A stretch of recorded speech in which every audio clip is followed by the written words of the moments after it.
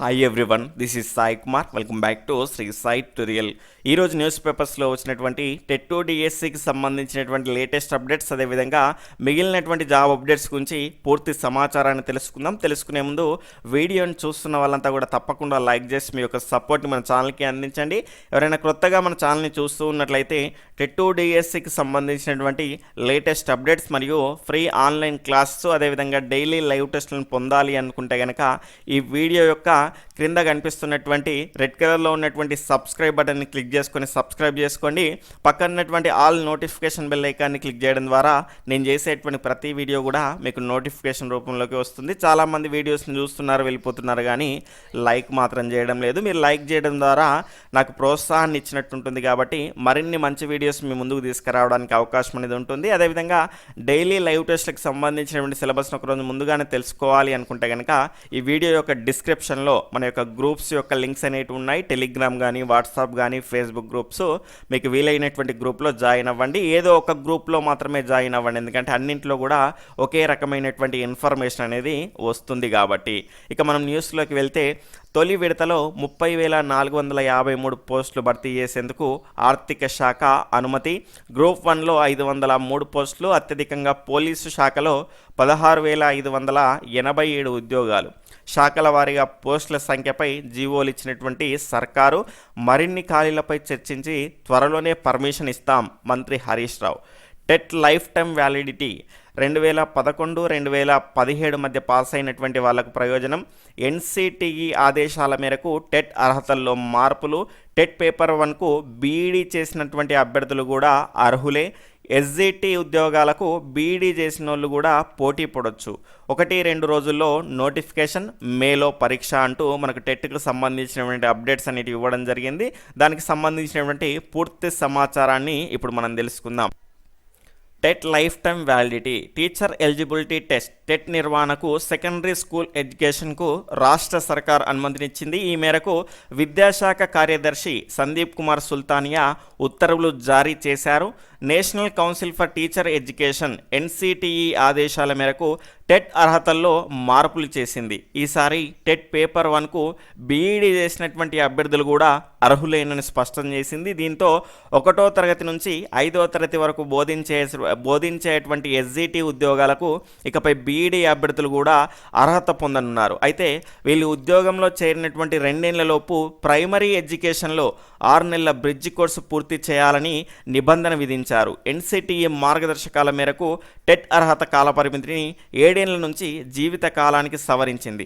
2011 నుండి 2017 వరకు నిర్వహించినటువంటి టెట్లు ఇకపైన లైఫ్ టైం వ్యాలిడిటీని పొందాయి. అదేవిధంగా ఈ నిర్ణయం వల్ల 50,000 మందికి లబ్ధి చేకూరనున్నది. 1-2 రోజుల్లో టెట్ నోటిఫికేషన్ విడుదల చేసి మేలో పరీక్ష నిర్వహించేలా విద్యాశాఖ ఏర్పాట్లు చేస్తుంది. ఇక్కడ 2011 నుంచి 2017 వరకు ఎవరైతే మంచి స్కోర్ సాధించారో దానికి సంబంధించినటువంటి వ్యాలిడిటీ అనేది లైఫ్ టైం ఉంటుంది. అదేవిధంగా ఇక నుంచి మనం రాయబోయేటువంటి టెట్లో వచ్చినటువంటి స్కోర్నే ఉంచుకోవాలి అనుకుంటే కనుక, ఫర్ ఎగ్జాంపుల్ ఒక వ్యక్తికి 135, 140 మార్కులు వచ్చాయి, మళ్ళీ టెట్ రాయాల్సినటువంటి అవసరం ఉండదు. కాబట్టి ఆ వ్యాలిడిటీ అనేది లైఫ్ టైం ఉంటుంది ఇక నుంచి. అదేవిధంగా ఎవరైతే 2011 నుంచి 2017 వరకు టెట్ రాసినటువంటి అభ్యర్థులు ఉంటారో వాళ్ళకు సంబంధించినటువంటి వ్యాలిడిటీ కూడా లైఫ్ టైం అయితే చేయడం జరిగింది. ఈ రకంగా సవరించిన ఉత్తర్వులు అనేటివి మనకు విడుదల చేయడం జరిగింది. ఆ జీవోకు సంబంధించినటువంటి ఇన్ఫర్మేషన్ కనుక చూసుకుంటే ఈ రకంగా మనకి ఇక్కడ క్లియర్గా ఇవ్వడం జరిగింది. A person who has acquired the qualification of the bachelor of education from the NCTE recognised institution shall be consider for the appointment as a teacher in a classes to 1st to 5th provided the person so appointed as a teacher shall mandatory to undergo a 6-month bridge course in elementary education recognized by the NCTE within 2 years of such appointment as primary teacher. ఎవరైతే B Ed చేసినటువంటి అభ్యర్థులు ఎస్జిటిగా ఉద్యోగం సాధిస్తే, ఉద్యోగం సాధించిన తర్వాత 2 సంవత్సరాల లోపు 6 నెలల బ్రిడ్జి కోర్స్ అనేది చేయాల్సి ఉంటుంది.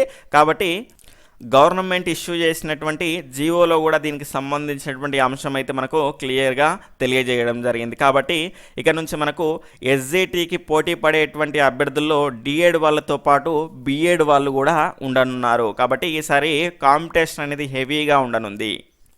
చాలామంది యాప్ గురించి అడుగుతున్నారు. యాప్ అనేది రెడీ అయిందండి, కంటెంట్ అనేది అప్లోడ్ చేస్తున్నాము.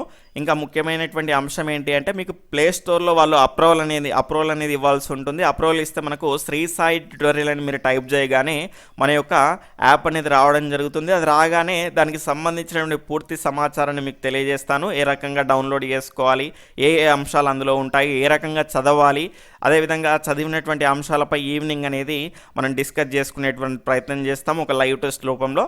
ఆ రకంగా మీకు పూర్తి ఒక విధానం అనేది మీకు అందించడం జరుగుతుంది. ఎక్కువ సమయం అయితే పట్టదు, 1-2 రోజుల్లోనే మీకు యాప్ అందించేటువంటి ప్రయత్నం చేస్తాము. ఇక్కడ మా దగ్గర నుంచి ఎలాంటి లేట్ లేదు. ప్లే స్టోర్ వాళ్ళు అప్రూవల్ చేయాల్సినటువంటి అవసరం అనేది ఉంది.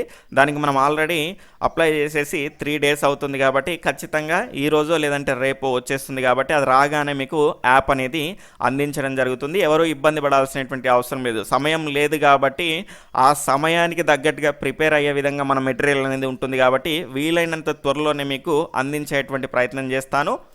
ఇక మిగిలినటువంటి అప్డేట్స్ గురించి చూస్తే రాష్ట్రంలో 30,453 పోస్టుల భర్తీకి ఆర్థిక శాఖ అప్రూవల్ ఇచ్చింది. పోలీసు శాఖ, జైళ్ల శాఖ, వైద్య ఆరోగ్య శాఖ, రవాణా శాఖలో పోస్టులకు పర్మిషన్ ఇచ్చింది. శాఖల వారీగా పోస్టుల సంఖ్యలపై జీవోలు ఇచ్చింది. బుధవారం ఈ మేరకు finance special chief secretary Ramakrishna Rao ఉత్తర్వులు జారీ చేశారు. మొత్తం 80,039 వేకెన్సీ పోస్టుల్లో తొలి విడతగా 30,453 పోస్టులకు పర్మిషన్ ఇచ్చామని, ఇతర శాఖల్లోని ఖాళీలపై త్వరలోనే చర్చించి మిగతా ఉద్యోగాలకు కూడా అనుమతి ఇస్తామని మంత్రి హరీష్ రావు ఒక ప్రకటనలో తెలిపారు. తాజాగా అనుమతులు ఇచ్చినటువంటి టీఎస్పీఎస్సీ ద్వారా నిర్వహించేటువంటి గ్రూప్ 1లో 503 పోస్టులు, పోలీస్ శాఖలో 231 పోస్టులు, అంటే పోలీస్ శాఖలో దాదాపుగా మొత్తంగా 16,000 పోస్టులు అనేవి ఉన్నాయి. అంటే మిగిలినటువంటి దానిలో కేటగిరీస్ ఉంటాయి కదా, మనకు ఇక్కడ పోలీస్ శాఖలో 231 పోస్టులు, జైళ్ల శాఖలో 31 జూనియర్ అసిస్టెంట్లు, అదేవిధంగా రవాణా శాఖలో 149 పోస్టులు, వైద్యారోగ్య శాఖలో 2,662 పోస్టులు, అదేవిధంగా పోలీస్ రిక్రూట్మెంట్ బోర్డు ద్వారా జైళ్ల శాఖలో 154, పోలీస్ శాఖలో 16,587 పోస్టులు అనేవి ఉంటాయి. ఎక్కువ మంది రాసేటువంటి కానిస్టేబుల్కి సంబంధించినటువంటి పోస్టులు అనేటివి ఇందులోనే ఉండనున్నాయి. దీనికి సంబంధించినటువంటి పర్మిషన్ అనేది ఇవ్వడం జరిగింది. Medical and health services recruitment board ద్వారా వైద్యారోగ్య శాఖలో 10,028 పోస్టుల భర్తీకి అప్రూవల్ ఇచ్చారు.